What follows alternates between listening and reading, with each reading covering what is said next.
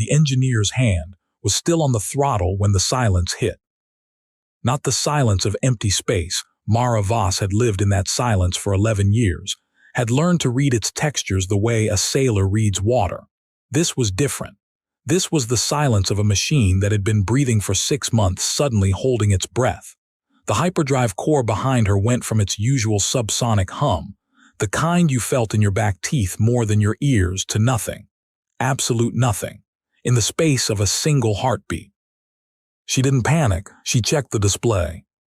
Every drive node, offline. Not damaged, not malfunctioning, offline. As if something had simply reached into the asterisk idea of the drive and removed it. Outside the viewport, the stars were wrong. They were too still, too precise. When you were in transit, stars smeared at the edges just slightly, just enough. These stars were motionless, pinned, like someone had painted them onto the dark. The comm crackled. Human vessel crestward. You have been detained under Covenant Mandate 7 of the Interstellar Navigation Accords. Your drive suppression is permanent and non-negotiable. You will receive further instructions shortly.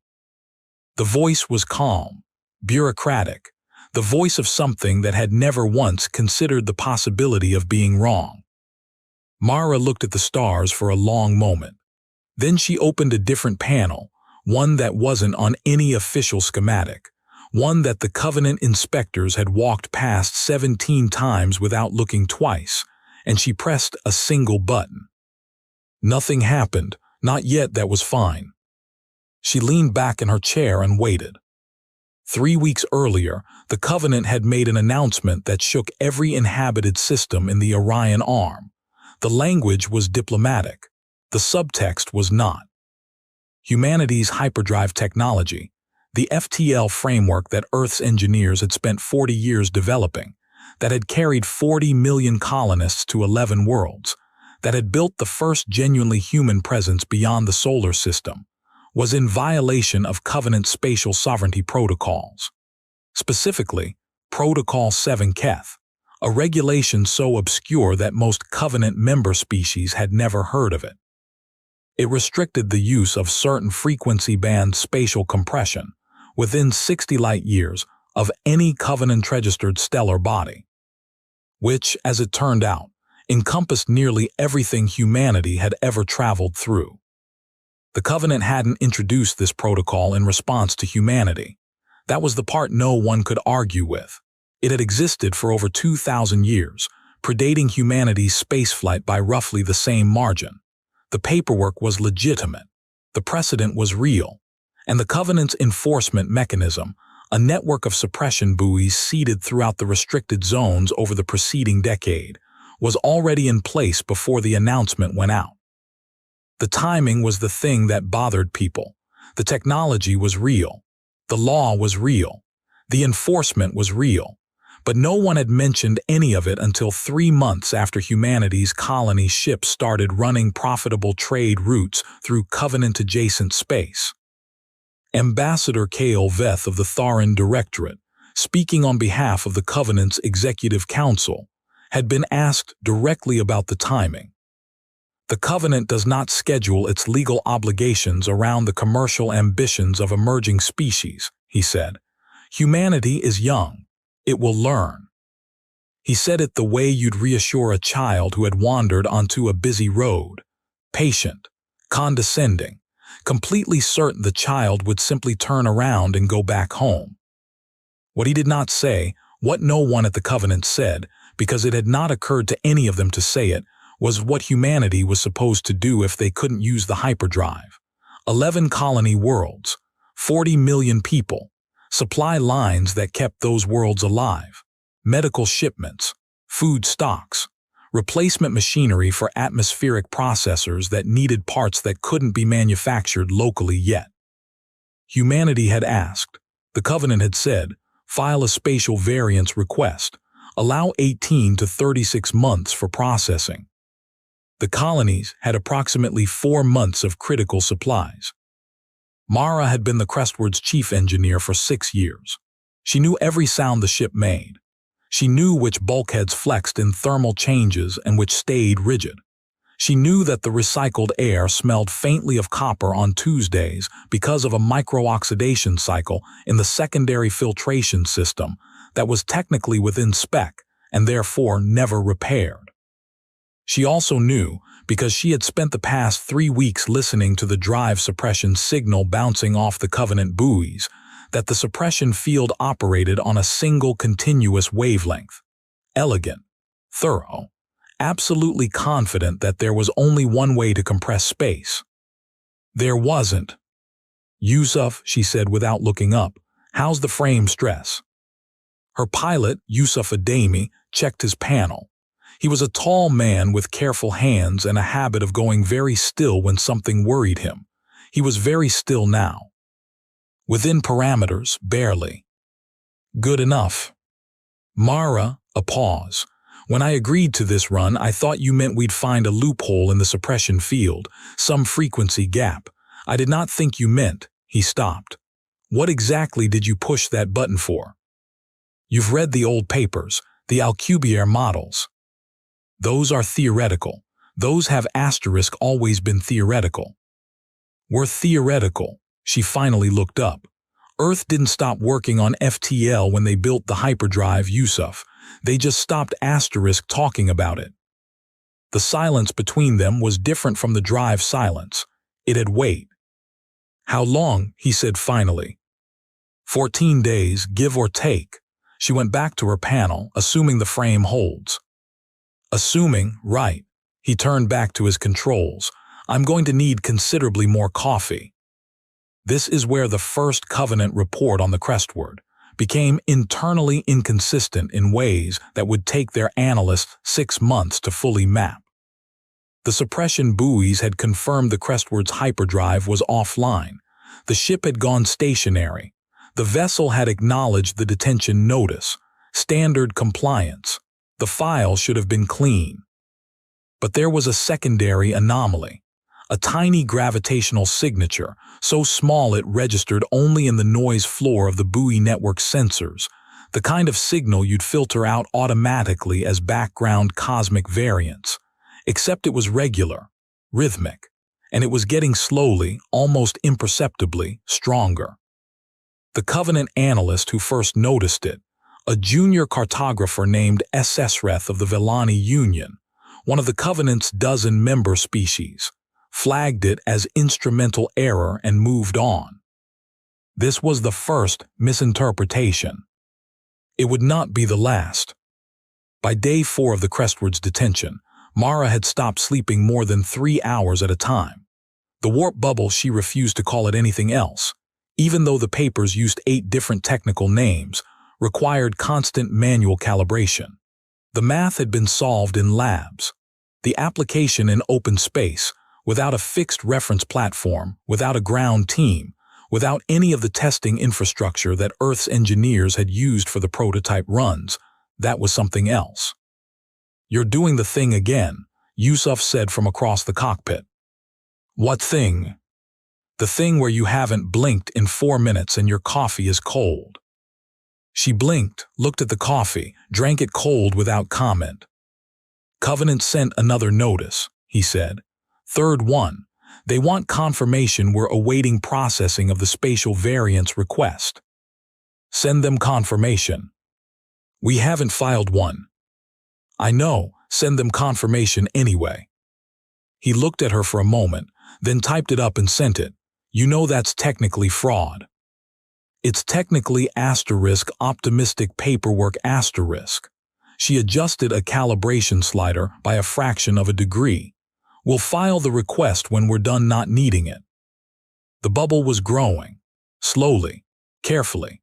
Every hour, the gravitational signature that the buoy network was filtering out as noise grew fractionally more coherent.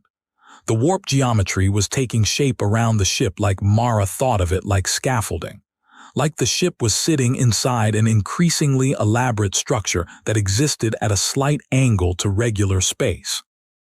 The key insight, the one that Earth's theorists had argued over for 15 years, was that the Covenant suppression field targeted spatial asterisk compression asterisk. The hyperdrive worked by compressing the space ahead of a vessel and expanding it behind, creating a shortcut. The suppression field disrupted the specific quantum interaction that made that compression possible. But Alcubierre geometry didn't compress space. It curved asterisk it. It created a bubble of flat spacetime around a vessel and moved the bubble itself. The underlying mechanism was completely different. The suppression field didn't touch it. The Covenant had built a lock for one specific kind of key. Earth had spent 20 years quietly filing down a different key entirely, one that the lock wasn't designed to stop, and had said nothing. Because saying something would have told them to build a different lock. On day 7, the Covenant's Regional Enforcement Coordinator, Fleet Commander Drevath of the Tharan Directorate, received an unusual briefing. The gravitational anomaly around the detained human vessel was no longer within instrumental noise tolerances. It was small, almost absurdly small by any metric that mattered, but it was consistent, and it was growing, and it was doing something that no natural process and no known technology produced. It was locally modifying the curvature of spacetime around the ship. "Run the identification index," Drevath ordered. He was a tall species, the Tharan, 7 feet of gray-blue exoskeleton and compound eyes that caught light at angles humans couldn't process. He had served in enforcement for 40 years. He had reviewed approximately 12,000 detained vessel incidents. "No match in the technology index," his analyst said. "The signature doesn't correspond to any registered drive system. Malfunctioning suppression equipment, resonance from the buoy network. Negative, the source is the vessel itself." Drevath studied the readout for a long moment. The numbers were strange. The pattern was strange, but the vessel wasn't moving. The vessel was fully compliant.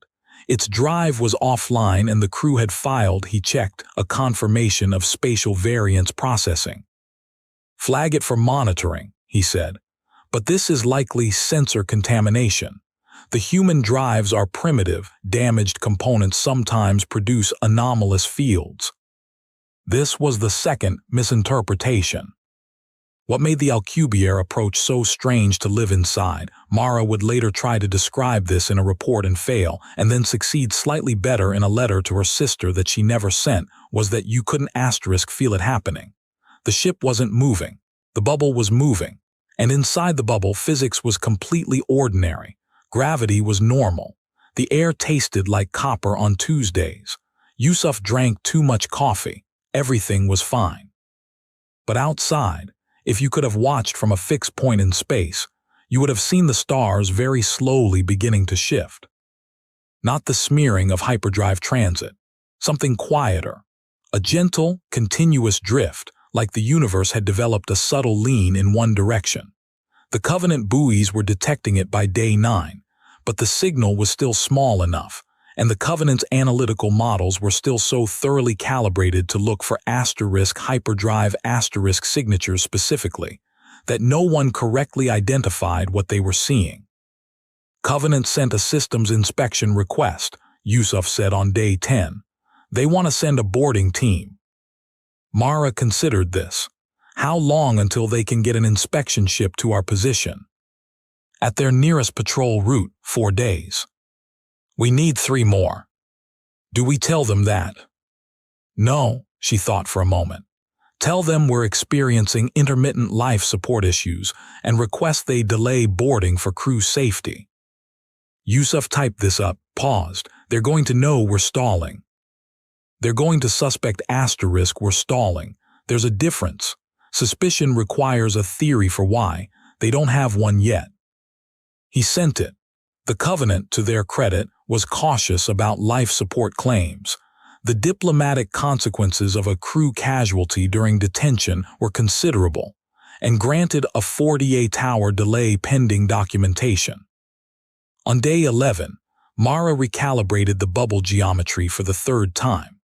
The frame stress had climbed past Yusuf's earlier concern into territory that she was no longer quoting numbers from, because the numbers weren't good and saying them out loud wouldn't make them better.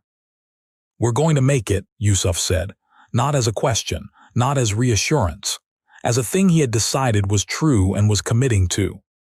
"Yeah," Mara said. "You're not certain." "I'm certain we're going to try."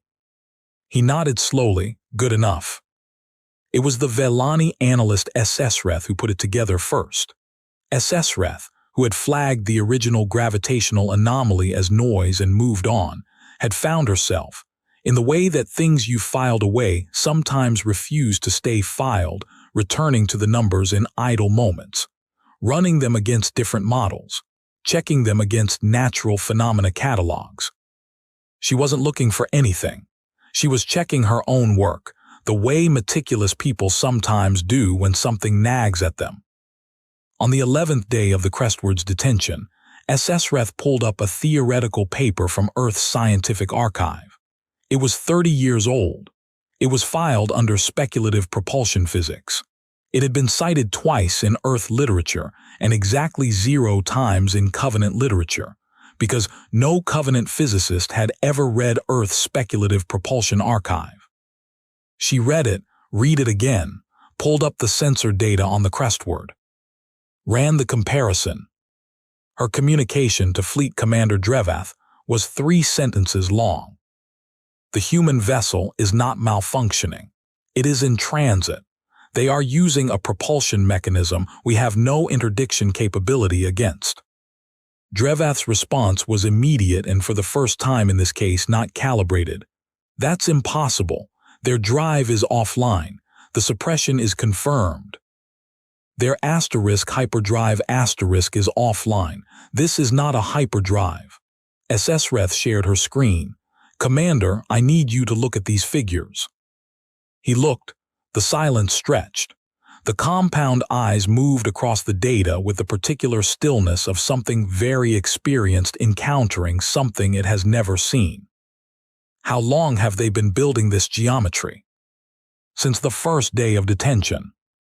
Another silence. "What is their current effective velocity?" 0. They're not moving through space. The space is moving. She highlighted the relevant section. "By my calculation, and I want to emphasize this model is based on 30-year-old Earth theoretical work that nobody in the Covenant has evaluated, they will have sufficient bubble integrity for full transit in approximately 3 more days." "To where?" "Based on their last filed flight plan before detention, Kepler's reach, the 7th colony." Drevath did the calculation himself. Kepler's reach was 9 light-years from current position, and our interdiction capability against this mechanism. Sreth's voice was professionally even. "None, sir. The suppression buoys target spatial compression frequencies. This mechanism operates on spacetime curvature geometry. They are categorically different physical phenomena. We would need to build an entirely new interdiction infrastructure." "How long?" "To design, test, and deploy. Optimistically, 8 years." The commander was quiet for a very long time. Outside his viewport, the stars were still, painted, pinned. "Get me Ambassador Veth," he finally said. This was the moment. Later, in retrospect, Covenant historians would mark this precise communication as the moment when the institution's core assumption about humanity cracked for the first time. The assumption was not malicious. It was structural. The Covenant had encountered approximately 200 spacefaring species over 4,000 years. Of those 200, the pattern was consistent. Species developed faster-than-light travel through one of 3 mechanisms. Those mechanisms could be detected, regulated, and if necessary suppressed. The asterisk variety existed, but it existed within a known taxonomy.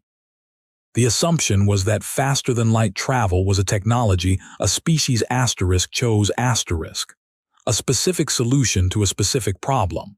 You built the thing that worked, and then you refined it, and you didn't simultaneously develop a completely different approach, because the first approach worked, and resources were finite, and parallel development of competing FTL architectures was, from a resource allocation standpoint, irrational. What the Covenant did not know, what they had no framework for knowing, was what happened to a species that had spent a very long time being told that what they wanted was impossible. Earth's physicists had spent 40 years proving the hyperdrive was impossible before they built it. During those 40 years, they had also spent considerable time proving that other things were impossible, and then quietly continuing to work on them, because humans, for reasons that no cost-benefit analysis could fully capture, had a deep instinct for working on things even after they'd been told to stop. The Alcubierre program had never officially existed. Its funding trail was fractured across 17 university departments, 3 private aerospace contractors, and a materials science grant that nominally concerned room-temperature superconductors. Its researchers had never published their most advanced findings in any journal the Covenant had indexed. And when the hyperdrive worked, the Alcubierre program hadn't stopped. It had gone quieter and kept going. Ambassador Veth, when reached by Drevath, said the thing that perfect confidence always says when confronted with evidence it cannot process. There must be an error in the sensor data. I have reviewed it personally, Ambassador. There is no error. Then the human vessel is malfunctioning in an unusual way. Ambassador, Drevath's voice, which was a sound like grinding gravel, a Tharan vocal characteristic, developed an edge. They filed a flight plan for Kepler's Reach Asterisk. They confirmed a spatial variance request that does not exist. They requested a boarding delay for life support issues that our remote biometrics show are not occurring. This is not a malfunction. This is a plan. The silence on Veth's end was long enough to be interesting. What do you propose we do? I propose we open a direct communication with the vessel's crew before they complete the transit. We may have leverage if we act now. Leverage? The word sounded strange in Veth's mouth, as if it had never quite applied to a conversation with a human before. What kind of leverage?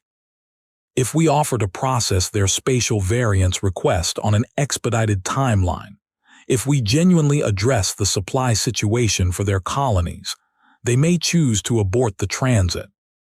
And if they don't? Drevath looked at the sensor data one more time. At the tiny, growing, perfectly structured gravitational signature that had been sitting in his network's noise floor for 11 days while his team flagged it as instrumental error. Then we watch them go, he said, and we begin a very serious conversation about everything we assumed we knew. Mara didn't answer the first communication, or the second. She answered the third on day 12, because Yusuf pointed out that not answering was tactically fine, but answering was informative, and information was worth having even when you were in a strong position, especially then. The face that appeared on her screen was Tharan. Senior official by the insignia, she had done her homework on Covenant rank indicators. Behind him, she could see a much smaller figure, a Vellani analyst, gray-furred and four-limbed, who was looking at asterisk her the way you look at a math problem that has just done something the math shouldn't allow. Chief Engineer Voss, the commander said, I am Fleet Commander Drevath. I would like to speak with you candidly. That sounds fine, Mara said. She had her coffee. It was warm this time. You are aware that we have identified your propulsion mechanism. I assumed you would eventually. The analyst who identified it says the underlying physics was published 30 years ago in a paper that no member of the Covenant science community has ever reviewed. He paused. She would like me to ask, why didn't you publish more extensively? Mara considered this. It was genuinely an interesting question. Because we weren't done yet, she said. You don't show someone a foundation and call it a house. Drevath was quiet for a moment. You built this in parallel, the entire time you were developing the hyperdrive. We were working on several things. She set down her coffee. Commander, I understand you have a legal obligation to enforce Protocol 7 Keth. I want you to know I'm not angry about that. The law is the law, she paused. But the colonies need resupply. Kepler's Reach has about 11 weeks of critical medical stock. Sable Station has 7 weeks of atmospheric processor components before 300,000 people start breathing recycled air at dangerous CO2 levels. The legal process takes 18 months minimum, so we found another way. That's all this is. There are 11 human colony worlds, Drevath said slowly. How many vessels like yours are there? She met his compound-eyed gaze through the screen. How many do you think we'd need? This was not an answer. He knew it was not an answer. She knew he knew. The question sat in the space between them like a third presence in the room, and Mara let it sit there, because some silences are worth more than any sentence you could fill them with. I want to offer you an expedited processing of all outstanding spatial variance requests, Drevath said, for all current human supply routes. 60 days, not 18 months, in exchange. In exchange for what? Information about the new propulsion architecture. Mara almost smiled. Commander, with respect, you can watch us go and reverse engineer whatever you can observe. We're not going to hand you the blueprints. If you want a research partnership, that's a different conversation that involves people considerably more senior than me on both sides. Then what would you accept? 60-day expedited processing on supply routes. A joint committee to review Protocol 7 Keth applicability to systems colonized after the protocol's drafting, and a formal acknowledgement that the resupply emergency constitutes an extenuating circumstance, in writing, from the Council, not just from enforcement. She watched him process this, watched the Villani analyst behind him type something quickly and pass it forward, watched Drevath read it. The analyst, Mara said, what's her name? He looked up, briefly surprised by the question. SS Reth. Tell SS Reth that the author of that 30-year-old paper is still alive. She's 78, and she teaches at a university in Cape Town, and she would probably enjoy a conversation with someone who finally read her work.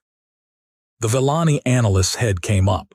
Even through a compressed video feed, even across the gap of an alien face whose expressions Mara could only read approximately, something in SS Reth's posture changed. Surprised. Moved, maybe. I will tell her, Drevath said. Good, Mara picked up her coffee again. Now do we have an agreement? They didn't, not immediately. These things were never immediate. Drevath had to reach Veth, who had to reach the Council, who had genuine procedural authority and genuine institutional inertia and genuine disinclination to be seen as accommodating under pressure. This took 16 hours. During those 16 hours, Mara kept calibrating. The frame stress had climbed to a number that she was now tracking in a private log and not sharing with Yusuf. Not because she was hiding it, he could read the panels if he looked, but because saying it out loud would make it a thing they were both spending cognitive energy on, and they needed that energy elsewhere. The warp geometry was 91% coherent. The scaffolding was almost complete. At hour 14, a component in the bubble generator's secondary stabilizer threw an error code. Mara looked at it for 10 seconds, pulled up the maintenance schematic, found the component, thought about what failure of that component would mean: gradual destabilization of the bubble geometry, increasing asymmetry, potentially uncontrolled, and then thought about the 11 colony worlds and the atmospheric processors and the medical stock, and then opened the panel and started working. Yusuf watched her work for a while. What can I do? Keep the Covenant on the line. Keep talking to them. As long as they think there's a negotiation in progress, they won't do anything that might complicate a diplomatic record. And if they ask how long, until we're ready to transit, tell them we're considering their offer very carefully. He managed a short laugh. That's technically true. All of my statements today have been technically true. I'm a very honest person. She worked on the stabilizer for 4 hours. Her hands were bleeding by the end, a maintenance panel with a poorly designed latch, nothing dramatic, just the kind of small violence that machinery casually inflicts on the people who care for it. She sealed the cuts with medical tape and went back to her calibration station. Hour 16, the council decision came through. The terms were close to what she'd asked for, not identical. The Joint Committee had a more limited scope than she'd proposed. The written acknowledgement was softer language than she'd wanted. The 60-day expedited processing was confirmed. She forwarded the terms to Earth, got an authorization back in 40 minutes. Someone had been awake and waiting, which meant someone had known this was coming. Which meant there was an entire layer of this operation she hadn't been briefed on, and probably didn't need to be. She sent her acceptance to Drevath. Then she looked at the bubble geometry reading, 97% coherent. Yusuf. Yeah. Strap in. He strapped in. He didn't ask any more questions. This was one of the things she had always respected about him. He knew the difference between the time for questions and the time for seat belts. What the Covenant sensors recorded next entered their database under a classification that had to be created specifically for it, because no existing category fit. The crestword did not accelerate. Its drive output remained 0. Its heat signature did not spike.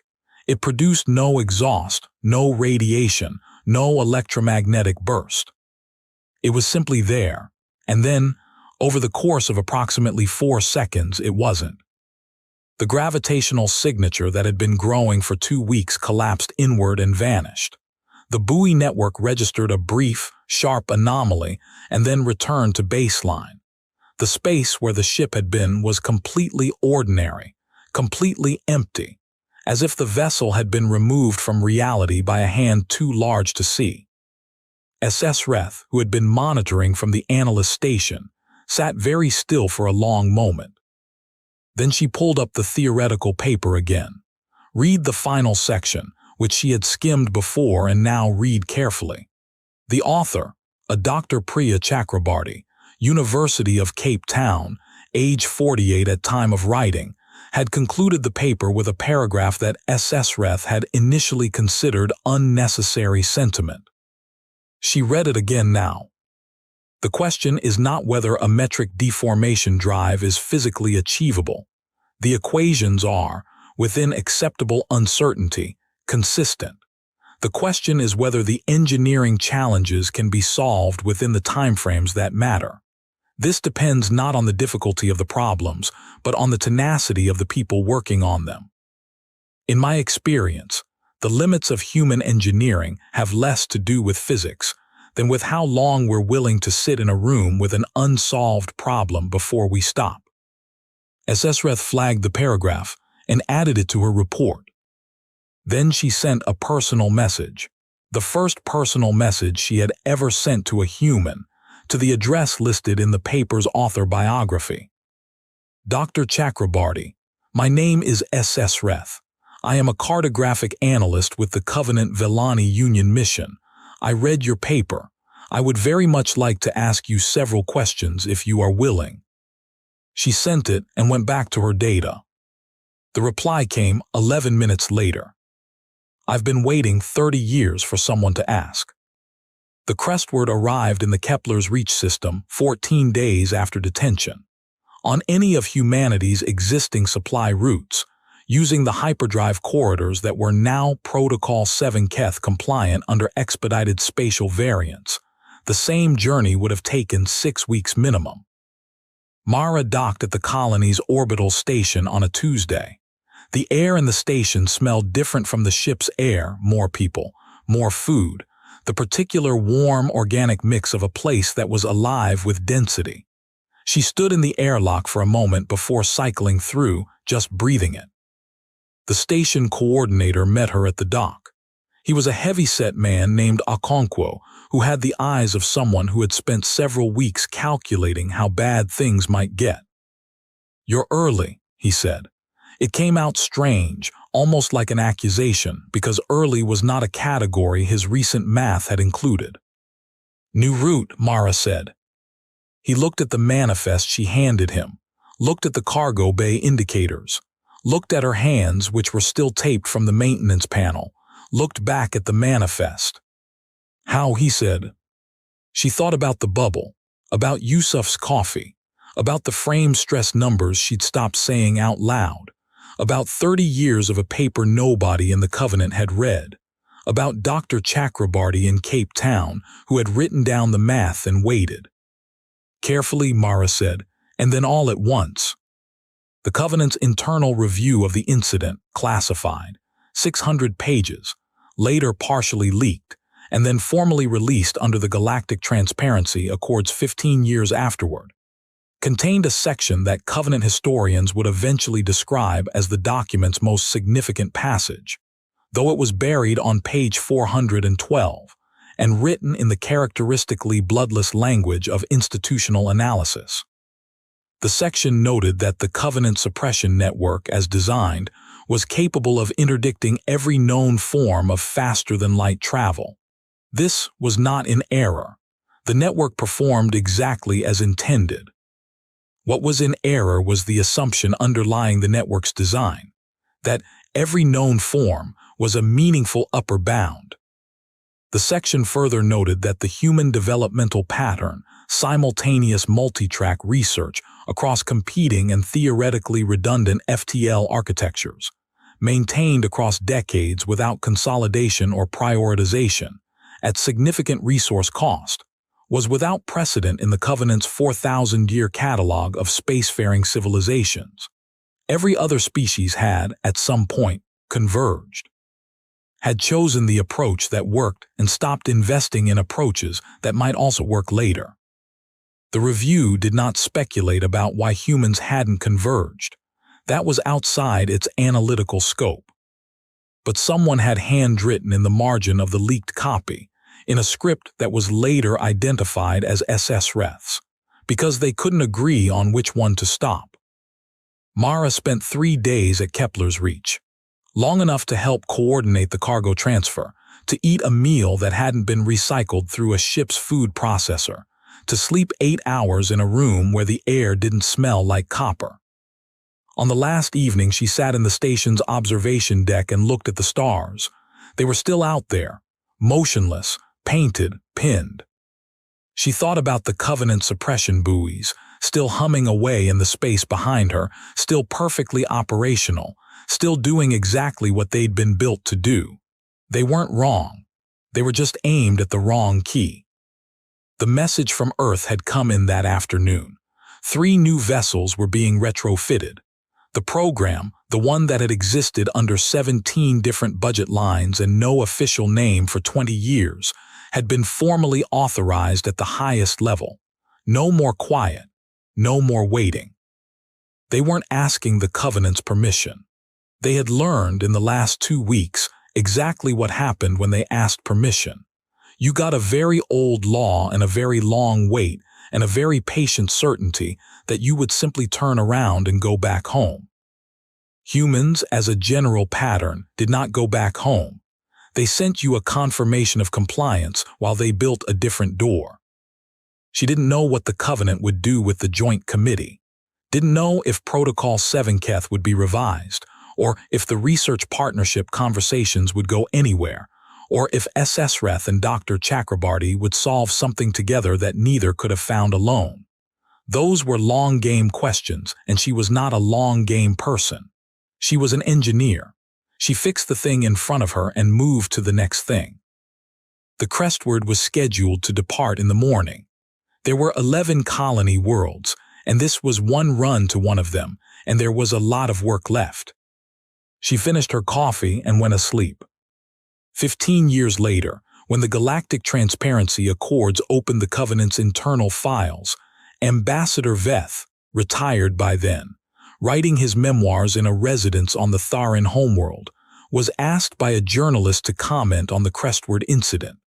On the moment, he'd realized what had happened. He was quiet for a long time. "I told Drevath there must be an error in the sensor data," he said finally. "I believed that. It was not arrogance exactly. It was the universe had always worked in ways that our models predicted. Species fit into categories we had developed over millennia. The categories were good. They were well tested. They had never been wrong before. He paused. I did not consider that they might be wrong specifically because no species had ever behaved the way humans behave. And how do humans behave? The journalist asked. Veth thought about the crestword, about the bubble geometry that had been quietly building in the noise floor of his sensors for 11 days, about a 30-year-old paper that nobody read, about a ship that had simply been there and then wasn't. They receive a definitive answer, he said slowly, and they treat it as a starting point. The journalist wrote this down.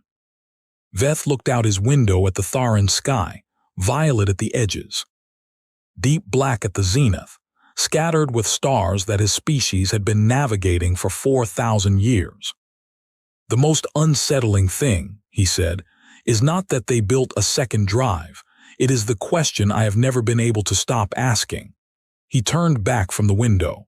His compound eyes caught the light at angles a human face couldn't process. How many other things are they still not telling us about? He didn't say it as a threat. He didn't say it as admiration. He said it the way you say something that has kept you awake, quietly and persistently, for 15 years. The way you say something that has